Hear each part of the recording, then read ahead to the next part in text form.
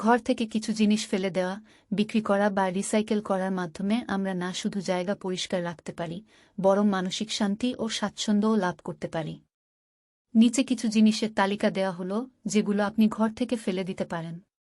পুরনো কাগজপত্র, পুরনো চিঠি, বিল, ম্যানুয়াল, ম্যাগাজিন ইত্যাদি যা এখন আর প্রয়োজন নেই। ফাটানো বা পুরনো জামাকাপড় যে সবটি পরা হয়নি বা ফাটা চিরে গেছে। অচল ইলেকট্রনিক্স, পুরনো mobile phone, computer parts, charger যা আর ব্যবহার করা হয় না। বয়সের মেয়াদ শেষ হওয়া মেডিসিন, পুরনো বা অচল ঔষধ ও সাপ্লিমেন্টস। নির্বাহিত বই, যে বইগুলো আর পড়ার প্রয়োজন নেই অথবা যেগুলো আপনি পাঠ করতে চান না। আনগোছালো বা ব্যবহৃত রান্নাঘরের আইটেম, পুরনো পাত্র, কিচেন টুলস যা আর ব্যবহার করা হয় না। অপ্রয়োজনীয় সাজসজ্জা, পুরনো বা ব্যবহৃত সাজসজ্জা যা এখন আর ব্যবহৃত হয় না।